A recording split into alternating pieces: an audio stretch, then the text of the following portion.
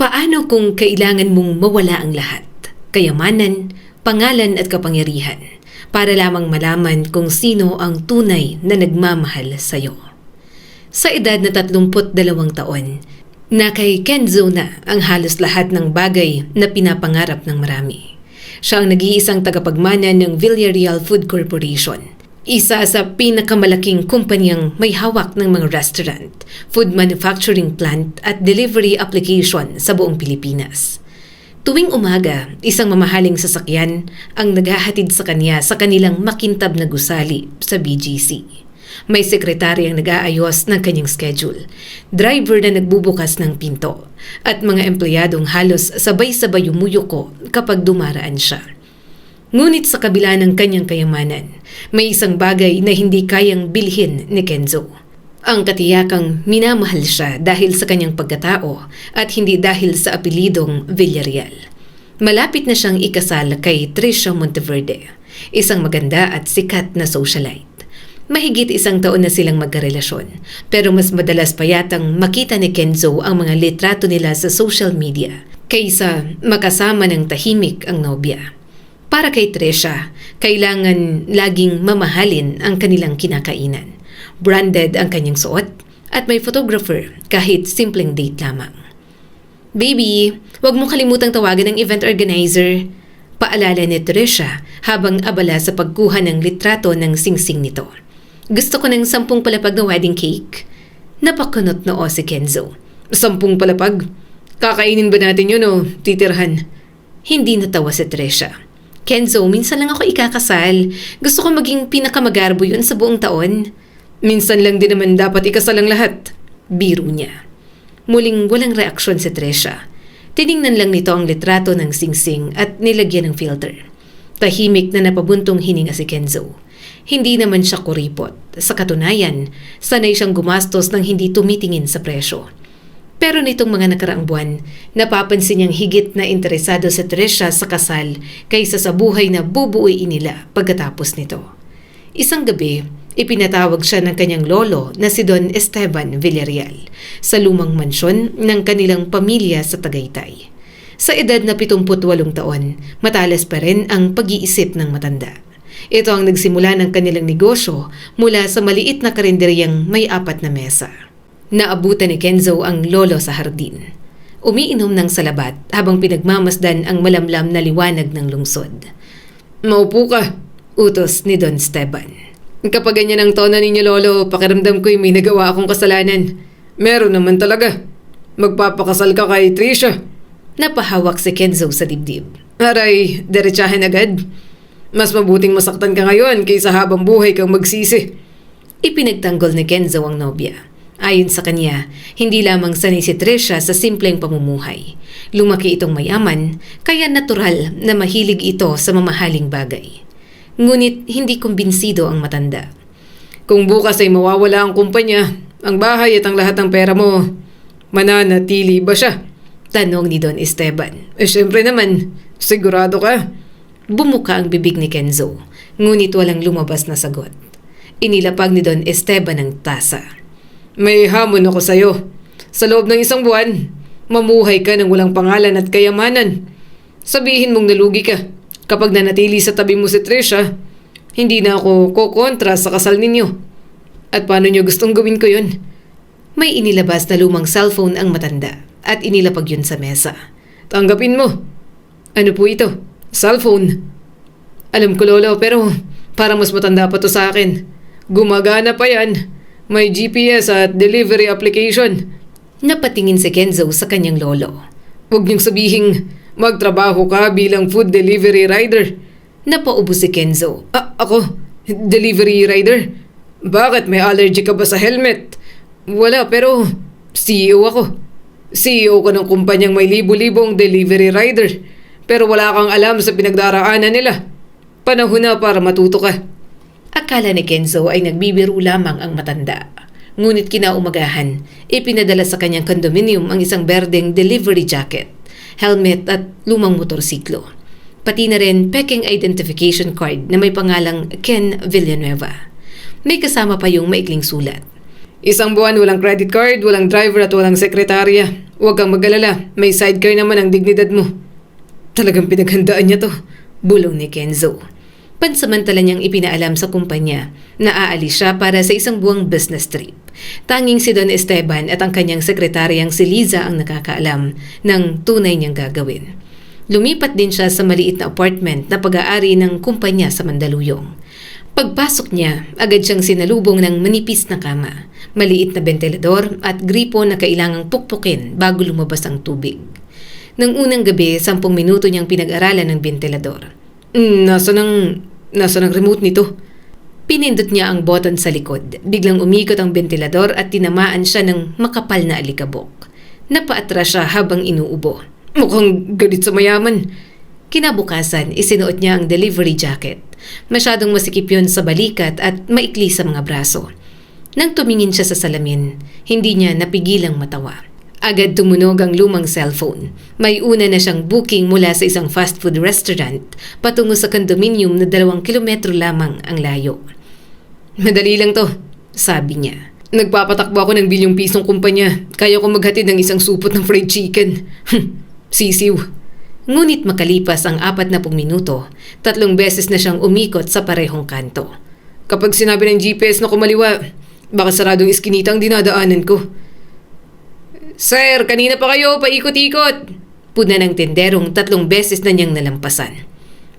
Sinusubukan ko lang kung mapagkakatiwalaan yung mapa. Hindi po yata mapa ang problema, sir. Sa wakas ay narating niya ang condominium. Ngunit dahil minamadali, maling unit ang kanyang kinatok. Isang matandang babae ang nagbukas ng pinto. Delivery po para kay Mr. Santos? Ako si Mrs. Reyes. Baka asawa niyo si Mr. Santos? Biglang tumaas ang kilay ng matanda. Patay ng asawa ko, iho. At Reyes din ang apelyido niya. Pasensya na ho. Mabilis siyang umurong at kinatok ang katabing pinto. Doon pa lang tamang customer. Isang lalaking galit na galit dahil malamig na ang pagkain. Ano ba naman ito? 40 minutes late. Pasensya na ho, sir. Nagkaroon lang ng kaunting aberya sa GPS. Kinabukasan, mas malala ang nangyari. Nabutas ang isang supot ng sabaw. Hinabol siya ng aso at muntik na niyang maihatid ang milk tea sa traffic enforcer sa halip na sa customer na nakatayo sa likuran nito. Ngunit unti-unti siyang natutong humawak ng motorsiklo at makipag-usap sa iba't ibang uri ng tao. Nakilala niya si Buboy, isang masayahing rider na tila may payo sa lahat ng bagay kahit kadalasan ay mali. Pare! Sabi ni Buboy habang nagpapahinga sila sa waiting area. Ang sekreto sa mabilis na delivery. Huwag kang kabahan. Hinabol nga ako ng aso kanina. Kapag may asong humahabol, huwag kang lilingon. Bakit naman? Para hindi mo makita kung gano'n na siya kalapit. Napatingin si Kenzo sa kanya. Ang ganda ng payo mo, pare. Wala talagang naitulong. Basta tandaan mo, hindi lang pagkain ang dinadala natin. Pag-asa rin. Bakit naman pag-asa? Umaasa tayong hindi tayo ire-report ng customer. Sa unang pagkakataon, matapos ang matagal na panahon, malakas na tumawa si Kenzo. Wala siyang mamahaling relo, pribadong opisina o taong sunod ng sunod sa kanya. Ngunit kakaiba ang pakiramdam na walang nakakakilala sa kanyang apelido. Dito isa lang siyang ordinaryong rider. Samantala, hindi pa niya sinasabi kay Trisha na kunwari ay nawala ang kanyang kayamanan. Ang alam ng nobya ay nasa Singapore siya para sa isang mahalagang pagpupulong. Nais muna niyang obserbahan ito nang hindi naghihinala. Dumating ang 2 araw ng kanyang trabaho. Tumunog ang application at lumabas ang bagong booking. Isang mamahaling restaurant ang pick-up point. Ang delivery address ay isang sikat na high-end salon sa Makati. Pagkabasa sa pangalan ng customer, biglang nanlamig ang kamay ni Enzo. Trisha? Siya to? Muli niyang tiningnan ang screen upang matiyak na hindi siya nagkakamali. Sa dami ng rider sa Metro Manila, bakit ako pa? Bulong niya. May problema ba? Tanong ni Buboy. Customer ko, girlfriend ko. Nanlaki ang mga mata ni Buboy. May girlfriend ka pala. Oo. Dahan-dahang isinuot ni Kenzo ang helmet at ibinaba ang visor upang matakpan ang kanyang mukha. Hindi niya alam kung natutuwa ba siya sa pagkakataon o natatakot sa maaaring matuklasan. Pinaandar niya ang motorsiklo at nagtungo sa salon.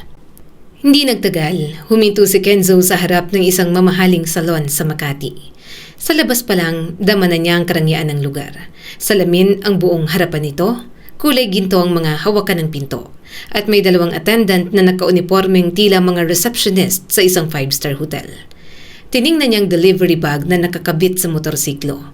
Ang laman nito ay salad, pasta, imported na dessert at 3 bote ng fruit juice na halos katumbas na ng buong araw na kita ng isang karaniwang manggagawa. Muling lumitaw sa cellphone ang pangalan ng customer. "Kalma lang, Kenzo," bulong niya sa sarili. "Ihahatid mo lang ang pagkain. Hindi ka pupunta ron para mag-imbestiga." Ngunit alam niyang kasinungalingan yon.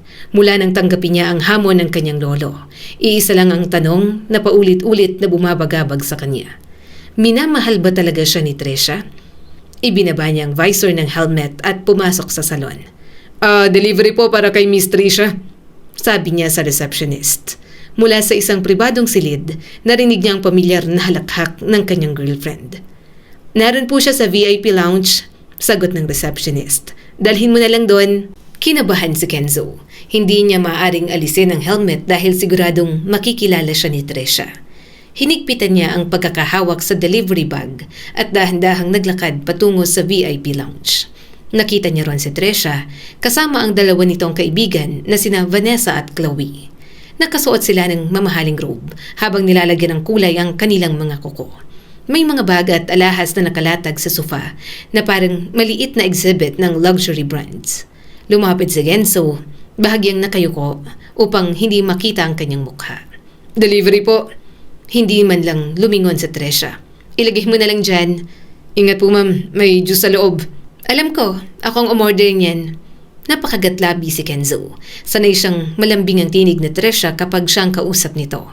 Ngunit sa harap ng isang ordinaryong rider, malamig at tila naiirita ang bawat salita nito.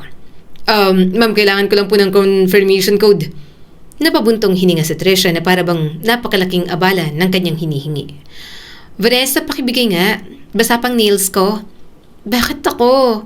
reklamo ni Vanessa. "Basa rin ang nails ko." Nagkatinginan silang 3. Walang gustong humawak ng cellphone. "Kuya Ryder," sabi ni Chloe, "pwede bang hulaan mo na lang?" Hindi po pwedeng hulaan ng confirmation code." Sa ilalim ng helmet, bahagyang napangiti si Kenzo. Kahit nasasaktan siya, hindi niya mapigilang matawa sa kanilang problema. 3 mayayamang babae ang hindi makapagdesisyon kung sino ang gagalaw dahil pare-parehong basa ang kuko. Sa huli, ilong ang ginamit ni Vanessa upang pindutin ang cellphone. 7391, sabi nito. Salamat po." Aalis na sana si Kenzo nang magsimulang magkwentuhan ang mga babae. Ngunit nang marinig niya ang kanyang pangalan, kusa siyang napahinto sa likod ng malaking halaman malapit sa pintuan. "Nasaan nga pala si Kenzo?" tanong ni Chloe. "Nasa Singapore daw," sagot ni Tresha. "May business meeting na naman." "Sigurado ka bang business meeting lang? Baka may ibang babae." "Hindi gagawin ni Kenzo yon. Baliw na baliw yun sa akin." Nagtawanan ang 3. "Bongga talagang buhay mo kapag naging Mrs. Villarreal ka na," sabi ni Vanessa. "Private jet, mansion, unlimited shopping. Sana all." "Hindi lang yun," pagmamalaki ni Tresha. "Kapag nagpakasal kami, magiging bahagi ako ng buong Villarreal Empire. Isipin nyo, may restaurants, factories, hotels, delivery app. Kahit nakaupo lang ako, kumikita ako." Nanikip ang dibdib ni Kenzo. "Pero mahal mo naman si Kenzo, diba?" tanong ni Chloe. Sandaling natahimik sa Tresha. Pagkatapos ay tumawa ito. "Mabait si Kenzo, gwapo rin naman. Pero maging practical tayo. Kung ordinaryong empleyado lang siya, sa tingin mo ba, mapapansin ko yun?" "Hindi," sabay na sagot ng 2. "Exactly. Hindi ako nabuhay para magtiis sa maliit na apartment at mamroblema sa bayarin. Kung hindi Villarreal ang apelyido niya, wala siyang lugar sa buhay ko." Parang may malamig na tubig na ibinuhos sa buong katawan ni Kenzo. Hindi yun ang sagot na inaasahan niya. Ilang beses niyang ipinagtanggol si Tresha sa kanyang lolo. Sinabi niyang mali lamang ang impresyon ng matanda. Ngunit ngayon, mula mismo sa bibig ng nobya nang galing ang katotohanan. Hindi siya ang mahal ni Tresha. Ang mahal nito ay ang kanyang pangalan, negosyo at salapi. Tahimik siyang lumabas ng salon. Sa sobrang lalim ng iniisip, Hindi niya napansin ang babaeng papalapit habang may bitbit na tray ng kape. Kuya, sandali! Huli na ang lahat. Bumangga ang balikat ni Kenzo sa tray. Lumipad ang 3 baso ng iced coffee. Ang isa ay tumapon sa sahig. Ang isa ay napunta sa kanyang delivery jacket. At ang huli ay dumiretso sa puting blusa ng babae. Ay! Sigaw nito. Pasensya na hindi kita nakita. Tarantang sabi ni Kenzo. Sinubukan niyang saluhin ang tray, ngunit naapakan niya ang takip ng baso. Nadula siya, umikot ang katawan at tuluyang bumagsak sa sahig. Lumabas ang ilang empleyado ng salon upang tumingin. May 2 babaeng napahalakhak. Maging ang gwardya ay napakagatlabi upang pigilan ang pagtawa. Ang babaeng nabangga niya ay nakatitig lang sa kanya. May mantsa ng kape ang puting blusa nito at may maliit pang piraso ng whipped cream sa buhok. Sigurado si Kenzo na sisigawan siya nito. Ngunit sa halip, tumawa ang babae. Okay ka lang ba? Tanong nito. Si Kenzo pa ang nagulat. Ako ang bumangga sa'yo. Bakit ako ang tinatanong mo?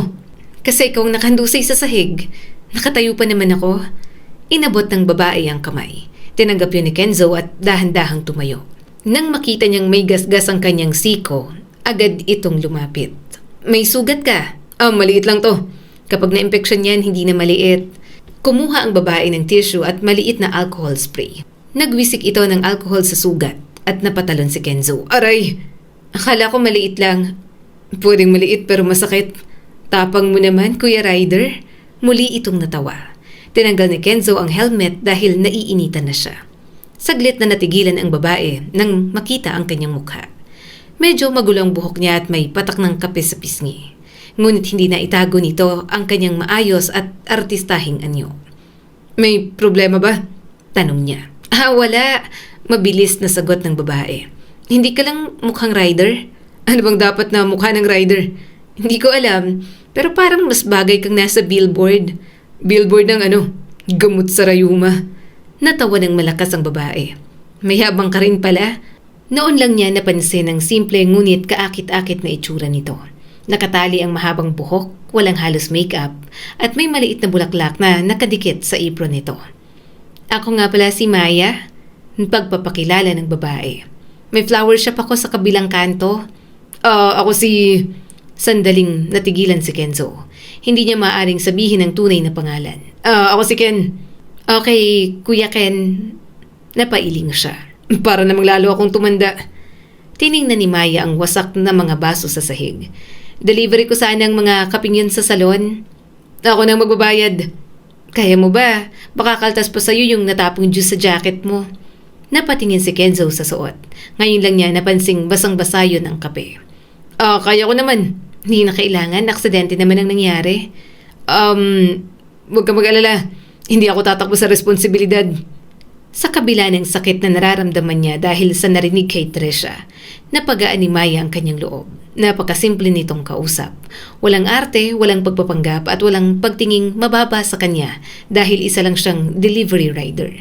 Magkasama nilang nilinis ang natapong kape. Pagkatapos ay niyaya siya ni Maya sa maliit nitong flower shop upang palitan ng maruming jacket at lagyan ng maayos na gamot ang sugat. Tinatawag na Petals and Smiles ang tindahan. Maliit lang yon ngunit makulay at mabango. Binigyan siya ni Maya ng malamig na tubig at isang pirasong ensaymada. Libre ba to? Tanong ni Enzo. Bayad sa pagpapatawa mo sa akin. Akala ko ako ang dapat magbayad sa'yo. Sige, 1,000 ensaymada. Muntik mabilaukan si Kenzo. Biro lang, natatawang sabi ng dalaga. Habang kumakain, nakaramdam si Kenzo ng kakaibang katahimikan. Sa marangyang salon sa kabilang kanto, naroon ang babaeng pakakasalan niya, ngunit nagmamahalang sa kanyang pera. Samantalang sa munting flower shop na ito, isang estranghera ang naglinis ng kanyang sugat at binigyan siya ng pagkain nang walang hinihinging kapalit. Salamat, taimtim niyang sabi. Sa ensaymada? Sa hindi mo pagsigaw sa akin. Gusto mo bang sigawan kita para patas tayo? Wag na. Marami na akong iniisip. Napansin ni Maya ang biglang lungkot sa kanyang mga mata. Ngunit hindi na ito nagtanong. Sa halip ay ngumiti lamang ito. Kapag mabigat ang araw mo, bumalik ka rito. Libre. Libre ang tubig. Pati ensaymada. Depende kung babangga ka ulit sa akin. Ngumiti si Kenzo bago muling isuot ang kanyang helmet. Hindi niya inaasahang sa pinakamasakit na araw ng kanyang buhay ay may isang babaeng magpapatawa sa kanya. Habang umaalis sakay ng motorsiklo, hindi niya namalayang nakatingin sa kanya si Maya mula sa may pintuan ng flower shop. At hindi rin alam ni Maya na ang magulong delivery rider na kanyang tinulungan ay ang bilyonaryong may-ari ng delivery app na ginagamit nito araw-araw. Mabilis na lumipas ang isang linggo mula nang makilala ni Kenzo si Maya. Sa panahong yun, dapat ay nakatuon lang siya sa kanyang trabaho bilang delivery rider at sa pagsubok kay Tresha. Ngunit sa hindi maipaliwanag na dahilan, palagi niyang nakikitang napapadaan siya sa kalyeng kinaruroonan ng flower shop ni Maya. Minsan bumibili siya ng tubig at kinabukasan nagtatanong kung may ensaymada.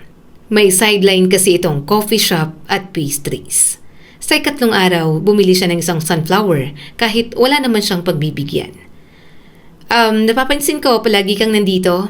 Tukso ni Maya habang inaayos ang mga rosas. Madadaanan kasi ang tindahan mo. Madadaanan? Nasa Pasig ang huling delivery mo. Nasa Makati ang shop ko. Magandang ruta to. 3 oras ang traffic. Mahilig ako sa traffic. Tinaasan siya ng kilay ni Maya. Ikaw lang yata ang taong nakilala kong nag-e-enjoy maipit sa EDSA. Napakamot si Kenzo sa ulo. Hindi niya masabing ang tunay niyang dinarayo ay ang masayahing babaeng kaharap niya. Sa tuwing kausap niya si Maya, nakakalimutan niyang isa siyang CEO na may malaking problemang kailangang ayusin. Nagiging simpleng si Ken lang siya, isang rider na mahina sa direksyon at madalas inaaway ng GPS. Napansin din ni Maya na tila hindi pangkaraniwang delivery rider si Ken. Malinis itong magsalita, mahusay sa negosyo at paminsan-minsan nakapagsasabi ng mga bagay na hindi kayang malaman ng karaniwang empleyado. Isang hapon, nagreklamo si Maya tungkol sa mataas na service fee ng delivery application. Kung ako ang namamahala sa kumpanya, babawasan ko to para mas marami ang maliliit na negosyong makagamit, sabi ni Kenzo. Kung ikaw ang namamahala? Oo, halimbawa lang, ni hindi mo nga mapagana ng maayos ang GPS. Magkaibang pagpapatakbo ng kumpanya at paggamit ng mapa. Mas madali ba ang kumpanya? Minsan. Napatigal si Maya. Para may karanasan ka, may business ka ba? May hilig lang ako manood ng mga business videos. Ang totoo, inilista ni Kenzo ang mga reklamo ni Maya. Napagtanto niyang maraming maliliit na tindahan ang nahihirapan dahil sa mataas na singil ng sarili niyang kumpanya. Sa unang pagkakataon, nakikita niyang negosyo hindi mula sa loob ng malamig na boardroom, kundi mula sa pananaw ng mga ordinaryong negosyante at trader. Samantala, patuloy ang pagpapanggap niyang nasa Singapore. Araw-araw siyang tinatawagan ni Tresha, ngunit kadalasan ay tungkol lang sa kasal at mga mamahaling bagay ang kanilang pinag-uusapan. Baby, kailan ka babalik? Tanong ni Tresha sa video call. Namimiss mo na ba ako? Oo naman, pero kailangan na nating bayaran ng reservation sa wedding venue. Akala ko, ako ang namimiss mo. Siyempre ikaw may credit card. Natawa si Tresha na parang biro yun. Ngunit hindi natawa si Kenzo. Paano kung wala na akong credit card? Tanong niya. Bakit naman mawawala? Halimbawa, nalugi ang kumpanya. Biglang nagbago ang mukha ni Tresha. Huwag kang magbiro ng ganyan, nakakatakot. Kung mangyayari yun, magstay ka ba? Hindi mangyayari yon. Napakayaman ng pamilya nyo. Hindi nito sinagot ang tanong. Kinabukasan, nakatanggap si Kenzo ng delivery papunta sa Villarreal Corporate Center, ang sarili niyang opisina. Agad siyang napangiwi nang makita ang address. Hindi pwede, bulong niya. Bakit? Tanong ni Buboy na katabi niya sa resto. Marami akong kakilala sa gusaling yan. Ba't may utang ka ba? Mas malala. Ex-girlfriend? Mga empleyado ko. Natahimik si Buboy bago humalakhak. Empleyado mo? Ano ka? May-ari ng building? Shh! Huwag ka maingay. Akala ni Buboy ay nagbibiro lang siya.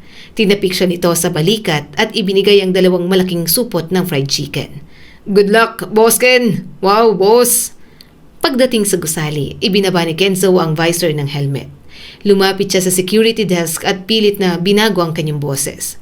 Delivery ho para sa boardroom. Napakunot ang noo ng gwardyang si Mang Roger. Matagal na itong nagtatrabaho sa kumpanya at kilalang kilala si Kenzo. Bakit parang inuubo ka? Tanong nito. Ganito ho talaga ang boses ko ho. Pakita ng ID. Ipinakita ni Kenzo ang peking identification card. Ken Villanueva. Basa ni Mang Roger. Parang pamilyar ka. Marami po kaming mukhang artista. Bago pa makapagsalita ang guard, mabilis nang lumakad si Kenzo patungo sa elevator. Ngunit pagsara ng pinto, narinig niya ang isang pamilyar na tinig. Sir Kenzo? Naniga siya. Nasa loob ng elevator ang sekretary niyang si Liza. Alam nito na nagpapanggap siyang rider ngunit hindi niya inaasahang makikita niya ito sa mismong gusali. Sir, ano ginagawa niyo rito? Delivery. Kumaingay. Napangiti si Liza. Nasa boardroom pa ang mga directors. Hinahanap nila kayo. Sabihin mong nasa Singapore ako. Sinabi ko na. Ang problema, may nagsabing nakita raw kayong bumibili ng pandesal sa Mandaluyong. Sabihin mo, kamukha ko lang. Pagbukas ng elevator sa ika-28 palapag, agad nilang nakita ang 3 board members na naglalakad sa hallway. Mabilis na tumalikod si Kenzo. Sir, dito po, sabi ni Liza. Hinila siya nito papasok sa supply room. Dahil masikip ang lugar, natamaan ni Kenzo ang isang istante. Bumagsak sa ulo niya ang isang rolyo ng tissue. Ay, napakagandang taguan. Sarkastikong sabi niya. Mula sa labas ay narinig nila ang isa sa mga direktor. Nasaan ang order nating fried chicken? Nagkatinginan sina Kenzo at Liza. Kailangan niyo nang ihatid, sabi ng sekretarya. Paano? Kilala nila ako. Kumuha si Liza ng face mask na nakita nila sa cabinet. Pagpasok niya sa boardroom, napatingin sa kanyang lahat. Delivery po. Sabi niya sa pinakamalalim na boses na kaya niya. Mabilis niyang inilapag ang pagkain at naglakad palabas. Nang makalabas ng gusali, hingal na hingal siyang sumandal sa motorsiklo. Tumawag si Liza at sinabing ligtas na siya. Sa halip na umuwi, nagtungo si Kenzo sa flower shop ni Maya. Naabutan niya itong pilit na inaayos ang sirang karatula sa labas habang nakatayo sa maliit na silya. Ako na riyan, alok niya. Kaya ko na to. Baka mahulog ka. Hindi ako mahuhulog. Biglang umuga ang silya. Agad siyang sinalo ni Kenzo sa bewang. Napahawak naman si Maya sa kanyang mga balikat. Ilang segundo silang hindi nakapagsalita. Napakalapit ng kanilang mga mukha. Amoy ni Kenzo ang banayad na halimuyak ng mga bulaklak sa buhok ni Maya. Pwede mo na akong ibaba, mahinang sabi nito. Sigurado ka? Oo, baka isipin ng mga dumaraan na kasama ito sa serbisyo ng flower shop. Dahan-dahan niya itong ibinaba. Pareho silang namula at umiwas ng tingin. Bilang pasasalamat, ipinagluto siya ni Maya ng instant noodles na may itlog. Naupo sila sa likod ng tindahan habang umuulan sa labas. Pasensya na, ito lang kaya ko ngayon, sabi ni Maya. Masarap to. Lalo nang sumasarap kapag kasabay kumain ng isang magandang babae katulad mo. Natahimik si Maya. Marunong ka rin palang mambola. Hindi naman ako nambobola. Tumingin sila sa isa't isa. Sa unang pagkakataon, naramdaman ni Kenzo ang kilig na matagal niyang hindi naranasan kay Trisha. Ngunit kasabay nito ay dumating ang konsensya. Hindi alam ni Maya kung sino talaga siya. Mayroon pa rin siyang girlfriend at sa katunayan ay inaasikaso na nga ang kanilang kasal. At nagsimula ang kanilang pagkakaibigan sa isang kasinungalingan. Tumunog ang cellphone ni Kenzo. Mensahe yon mula sa kanyang lolo. Panahon na para sa huling pagsubok. Sabihin mo kay Trisha na nawala na ang lahat sa'yo. Nawala ang ngiti ni Kenzo. Alam niyang hindi na niya maaaring ipagpaliban ang katotohanan. Kailangan niyang harapin si Trisha at tuluyang malaman kung may natitira pa bang pag-ibig sa pagitan nila. Ngunit habang pinagmamasdan niya si Maya, isang mas mahirap na tanong ang pumasok sa kanyang isip. Kapag nalaman kaya nitong isa siyang bilyonaryong CEO, mapapatawad ba siya nito sa kanyang pagpapanggap? Dumating na ang araw ng huling pagsubok. Sa gabing yon, malalaman ni Kenzo kung ang singsing na ibinigay niya kay Trisha ay simbolo ng tunay na pag-ibig o susi lamang nito sa kayamanang matagal nang pinapangarap. Suot ang delivery uniform, nagtungo si Kenzo sa mansyon ng mga Monteverde. Hindi niya dinala ang mamahaling sasakyan o sinuot ang branded na damit na nakasanayan ni Trisha. Isang lumang motorsiklo lang ang kanyang gamit. Dala rin niya ang maliit na backpack na kunwari ay naglalaman ng natitira niyang mga ari-arian. Pagbukas ng tarangkahan, agad siyang hinarang ng guard. Hanggang dito na lang ang delivery. Hindi naman ako magdi-deliver. Kailangan kong makausap si Trisha. May appointment ka? Tanong pa ng guard. Sabihin mo, si Kenzo to. Tiningnan siya ng guard mula ulo hanggang paa bago tumawa. Si Sir Kenzo. Tigilan mo ako. Hindi naka-delivery jacket si Sir. Inalis ni Kenzo ang helmet. Agad na nawala ang ngiti ng guard. Sir Kenzo, pasensya na po. Akala ko. Okay lang. Ganyan talagang itsura ko ngayon. Mabilis siyang pinapasok. Naabutan niya si Trisha sa sala, kasama ang ina nitong si Doña Amanda. Nakalatag sa mesa ang mga katalog para sa kanilang kasal. Pagkakita kay Kenzo, napasigaw si Trisha. Kenzo, bakit ganyan ang suot mo? Kailangan nating mag-usap. Nasaan ang sasakyan mo? O wala na. Napakunot noo si Amanda. Anong ibig mong sabihin? Huminga ng malalim si Kenzo at sinimulan ang inihanda niyang kwento. Sinabi niyang bumagsak ang ilang negosyo ng kanilang pamilya dahil sa malaking utang. Isinara raw ang mga account niya, kinuha ng bangko ang condominium at pansamantala siyang tinanggal bilang CEO. Hindi maaari. Bilyon-bilyon ang halaga ng kumpanya niyo, sabi ni Trisha. Pero mas malaki ang utang. Ito na lang ang trabaho ko. Itinaas niya ang delivery bag. Natahimik ang buong sala. Walang yumakap sa kanya o nagtanong kung maayos ba siya. Agad kinuha ni Trish ang cellphone at naghanap ng balita. Wala naman sa internet. Hindi pa inilalabas sa publiko. Pinipigilan ni Lolo ang balita habang inaayos ang kaso. Kailan maayos? Hindi ko alam. Maaring abutin ng ilang taon. Taon? Tumayo si Trisha at nagsimulang maglakad ng pabalik-balik. Paano kasal? Ang venue, ang gown ko. Kailangan nating ipagpaliban. Paano ang honeymoon natin sa Europe? Hindi muna yun mahalaga. Hindi mahalaga. Ilang buwan ko nang binaplano yon. Dahan-dahang lumapit si Kenzo at hinawakan ang kamay ng girlfriend. Trisha, kaya kong magsimulang muli. Hindi man ako CEO ngayon. Marunong ako magtrabaho. Kung magkasama tayo, makakabangon din ako. Mabilis na binawi ni Trisha ang mga kamay. Magkasama? Saan tayo titira? May inuupahan akong maliit na apartment sa Mandaluyong. Gano'ng kaliit? Studio type. May swimming pool? May timba sa banyo. Namilog ang mga mata ni Trisha. Maging ang nanay nito ay napahawak sa dibdib na para bang may nakakatakot na sinabi si Kenzo. Anak, hindi ka pinalaki para maligo gamit ang tabo, sabi nito. Hindi ako titira ron at lalong hindi ako magpapakasal sa delivery rider. Parang kutsilyong tumama sa puso ni Kenzo ang huling salita. Kahit inaasahan na niya yon. Kung mahal mo ko, hindi dapat mahalagang trabaho ko. Madali para sa iyong sabihin yan. Ako ang pagtatawanan ng mga kaibigan ko. Anong sasabihin ko? Na ang mapapangasawa kong CEO naghahatid na ng fried chicken? Sabihin mong marangal naman ang trabaho ko. Marangal? Sabi ng nanay nito. Hindi bagay sa anak ko ang lalaking walang pangalan at ari-arian. Humarap si Kenzo kay Trisha. Yan din ba ang tingin mo? Sandaling tumingin si Trisha sa engagement ring. Pagkatapos ay hinubad yon at ibinagsak sa mesa. Mas mabuting tapusin na natin to. Bagaman alam ni Kenzo ang katotohanan, masakit pa ring marinig ang mga salitang yon. May pinagsamahan sila, mahigit 1 taon. Pinangarap niyang bumuo sila ng pamilya. Ganun lang kadali. Hindi ako pumayag maging asawa mo para maghirap. Kung gayon, tama si Lolo. Napatigil si Trisha. Ano? Wala, salamat sa pagiging tapat. Tumalikod na si Kenzo, ngunit nagsalita ang nanay nitong si Amanda. Guards! Ilabas niyo siya. Baka kunin pang mga alahas dito. Mabilis na pumasok ang 2 guard. Nahihiya silang hawakan ng dating bisita. Ngunit sinenyasan sila ni Kenzo na huwag mag-alala. Habang papalabas, sumigaw si Trisha. At huwag ka nang bumalik. Ayoko makita ng mga tao na may delivery rider na nanghahabol sa akin. Hindi sumagot si Kenzo. Isinuot niyang helmet at pinaandar ang motorsiklo. Ngunit ilang metro pa lang ang kanyang nalalakbay, nagsimula ng bumuhos ang malakas na ulan. Hindi siya huminto. Patuloy siya nagmaneho habang paulit-ulit na bumabalik sa isip niya ang bawat salita ni Trisha. Hindi niya alam kung ulan o luha ang dumadaloy sa kanyang pisngi. Hindi niya namalayang dinala siya ng motorsiklo sa flower shop ni Maya.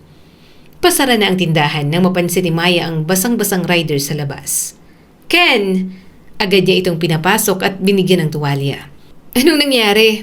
Bakit basang-basa ka? Sana sumilong ka muna. Nawalan trabaho ko at iniwan ako ng girlfriend ko. Mahina niyang sabi. Nawala ang ngiti ni Maya. May girlfriend ka pala? Oo, meron dati. Bakit hindi mo sinabi? Masyadong complicated. Mas complicated bang sabihin ng 2 salitang may girlfriend? Napayuko si Kenzo. Pasensya na. Hindi ko planong maging malapit tayo. Pero naging malapit tayo. Alam ko at hindi kita sinadyang lokohin. Nasaktan si Maya. Ngunit nakita nito ang tunay na lungkot sa mga mata ni Kenzo. Sa halip na paalisin siya, nagpunta ito sa maliit na kusina at naghanda ng mainit na lugaw. Kaunti na lang to, pero pwede nating hatiin. Galit ka ba sa akin? Oo. Bakit mo pa ako pinapakain? Kahit galit ako, ayoko namang magkasakit ka. Tahimik silang kumain. Walang mamahaling plato o imported na pagkain. Gayunpaman yun ang isa sa pinakamainit na hapunang natikman ni Kenzo. Wala na akong pangunahing trabaho. Baka hindi na ako makabangon. Ano naman? May mga kamay ka, paa at utak. Medyo mahina ka lang sa GPS pero pwede pang sanayin. Napangiti siya. Kung wala ka matitirahan, may maliit na stockroom dito. Hindi komportable pero medyo pwede na rin. Maaari ka rin tumulong sa pagde-deliver ng bulaklak. At least yun, may sideline ka. Bakit mo ko tinutulungan? Dahil hindi nasusukat sa trabaho o perang halaga ng tao. Basta mabuti kang tao at marunong kang magsikap. Pwede ka rito, mabubuhay ka, tutulungan kita. Hindi nakapagsalita si Kenzo. Ang babaeng plano niyang pakasalan, pinalaya siya nang isiping mahirap na siya. Samantalang ang babaeng halos wala ring maibigay, handang hatiin ang kaunting pagkain at espasyo nito. Sa sandaling yun, tuluyan niyang naunawaan ang sinabi ng kanyang lolo. Hindi lahat ng nakasuot ng mamahaling damit ay mayaman ng puso. Hindi lahat ng simple ang buhay ay kapos sa pagmamahal. Maya-maya, inilabas ni Maya ang kumot para sa kanya. Bukas, tuturuan kitang gumawa ng bouquet. Marunong akong mamahalan ng kumpanya, pero hindi ako marunong magbalot ng bulaklak. Anong kumpanya? Nanlaki ang mga mata ni Kenzo. Ang ibig kong sabihin, kumpanya ng mga rider, group chat namin. Nagduda si Maya ngunit hindi na nagtanong. Nang makatulog ito, tumawag si Kenzo kay Don Esteban. Tama kay Lolo, iniwan ako ni Tresha. Masakit ba? Oo, pero may natutunan ka. Tumingin siya kay Maya na natutulog sa upuan dahil ibinigay nito sa kanya ang tanging maliit na kama sa stockroom. May natagpuan akong higit na mahalaga. Kung gano'n, umuwi ka na bukas, tapos na ang pagsubok. Di pa Lolo, may isa pa akong kailangan gawin. Kinabukasan, nang magising si Maya, wala na si Ken sa stockroom. Isang sunflower at maikling sulat lang ang naiwan nito. Salamat sa pagtanggap sa akin, ang pakiramdam ko ay wala na akong halaga. Pangako, babalik ako upang sabihin ang buong katotohanan. Isang linggo matapos siyang palayasin, nagbalik si Kenzo sa mundong kanyang pansamantalang iniwan. Ngunit hindi na siyang dating CEO na bulag sa tunay na kulay ng mga taong nakapaligid sa kanya. Ginanap sa isang marangyang hotel sa Makati ang ika-40 anibersaryo ng Villarreal Food Corporation. Naroon ang mga negosyante, artista, investors at mamamahayag. Sa gabing yun, formal ding inanunsyo ni Don Esteban ang susunod na chairman at CEO ng kanilang lumalaking imperyo. Nakarating kay Trish ang balitang yon. Dahil walang lumabas na ulat tungkol sa pagkalugi ng mga Villarreal, nagsimula siyang magduda sa sinabi ni Kenzo. Isinuot niya ang pinakamahal niyang gown at dumalo sa gala kasama ang kanyang ina.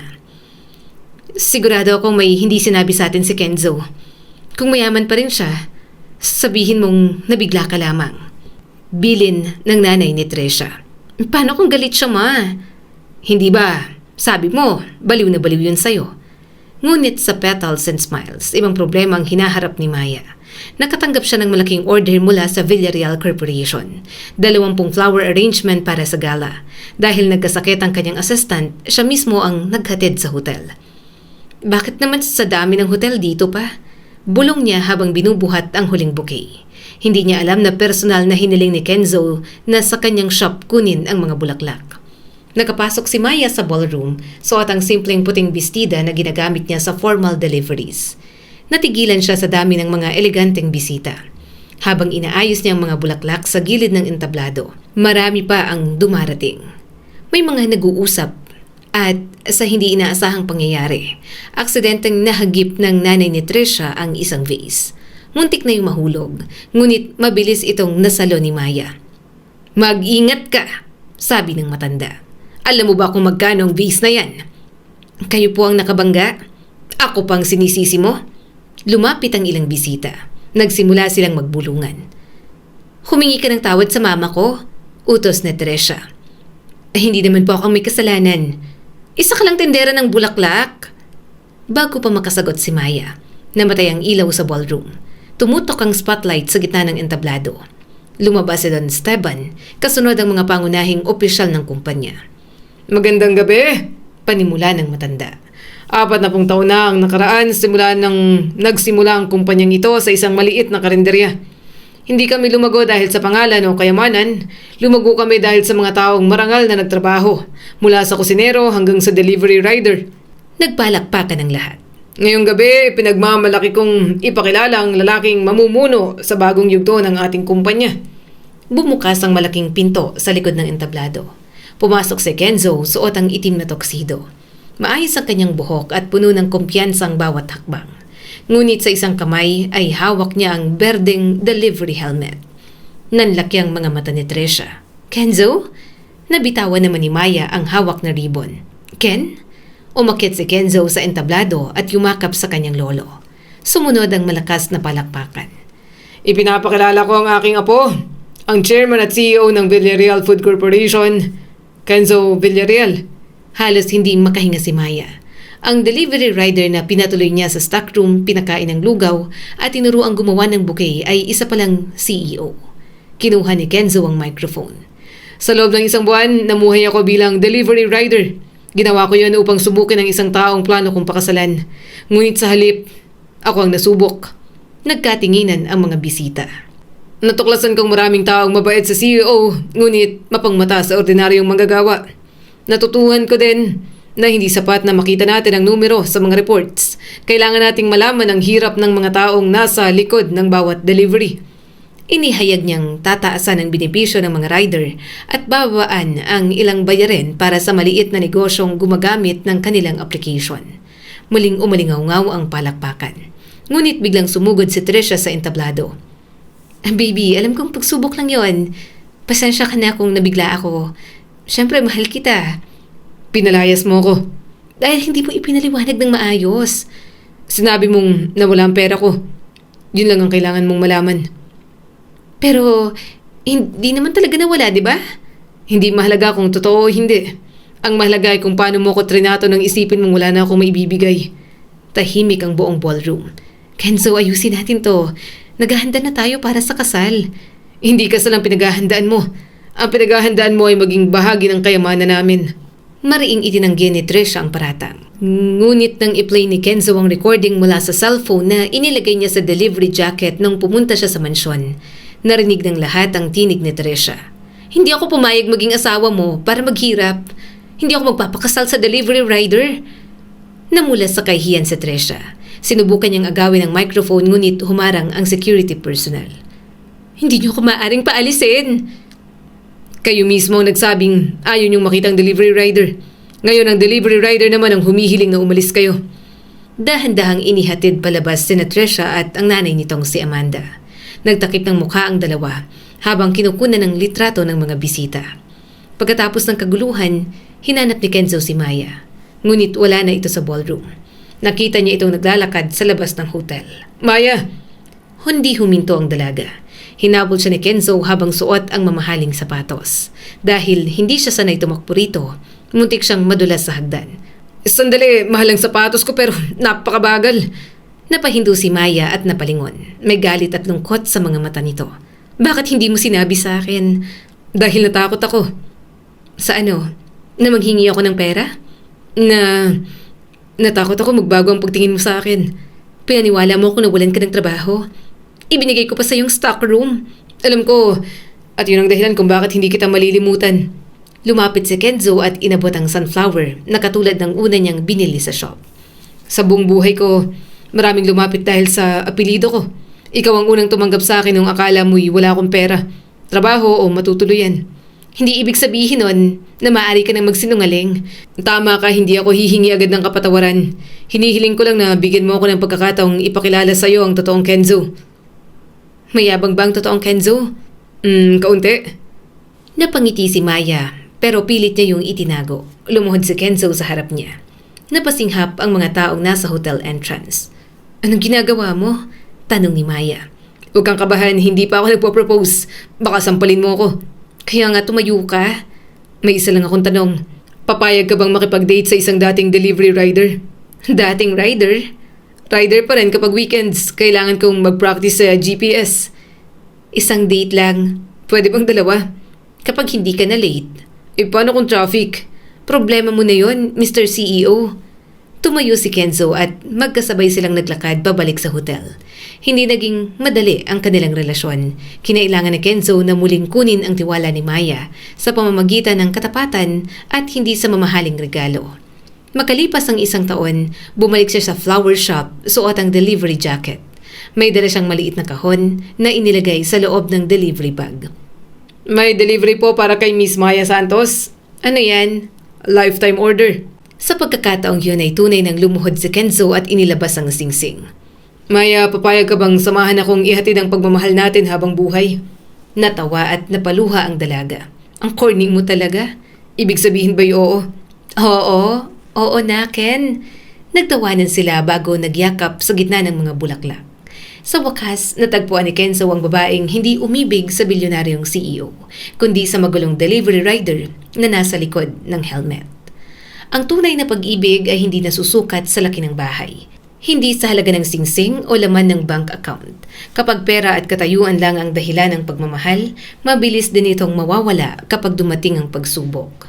Ngunit ang taong marunong tumanggap sa iyo sa panahon ng kabiguan, magbahagi ng kaunting pagkain at maniwala sa iyong kakayahang bumangon ang tunay na kayamanang hindi mabibili ng salapi. Huwag ding maliitin ang isang tao dahil lamang sa kanyang trabaho, kasuotan o kalagayan. Ang delivery rider, tendera, gwardya o ordinaryong manggagawang hinahamak natin ngayon ay maaring may mas marangal na puso kaysa sa mga taong nababalot ng karangyaan. Sapagkat sa huli, hindi mahalaga kung ano ang trabahong nakasulat sa iyong identification card. Ang tunay na sukatan ng pagkatao ay kung paano mo tinatrato ang mga taong sa tingin mo ay walang maibibigay sa iyo.